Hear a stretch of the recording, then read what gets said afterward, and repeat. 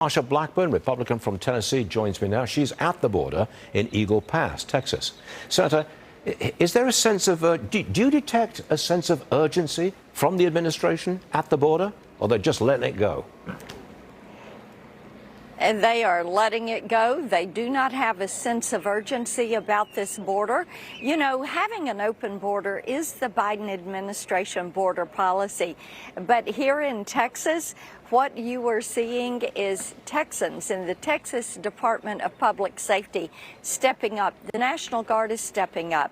And they are doing their part to secure this border because Texans do feel that sense of urgency when you're talking to ranchers and to farmers, and a pecan orchard that is right here on the Rio Grande here in Eagle Pass. What they're telling you is that they want to secure their farms, their ranches, their communities, their schoolyards, and that they don't want illegal aliens coming across and into the country.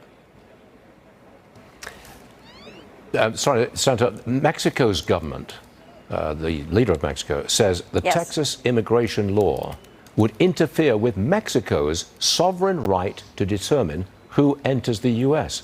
Senator, it seems like Mexico's pushing us around and dictating our border policy. Would this be happening if Trump were president?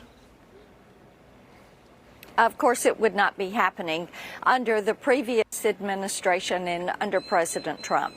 He had secured the border, and it's so interesting when you look at the numbers of those that illegally entered the country and you go back into the Trump administration and look at this on a graph. Stuart, it is amazing the escalation rate and what has happened since January of 2021, when people felt like, all right, we've got Biden in the White House and now we can start running that border.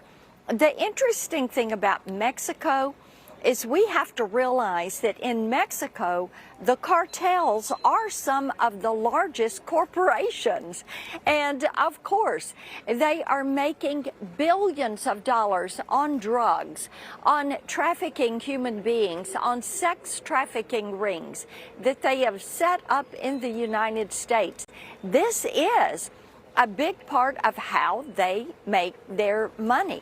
Trafficking drugs, humans, sex trafficking rings, working with gangs, pushing them into the United States. The cartels are global organizations. They brought people from 170 different countries into the U.S. last year, and they're making money on every single person that enters. All nearly 10 million that have come in on Joe Biden's watch, the cartel gets a cut. Yep. They get paid. And nothing changes at all. Senator Marsha Blackburn at the border. Right. Thanks for joining us, Senator. Always good. Thank you very much. You got it. Got it. House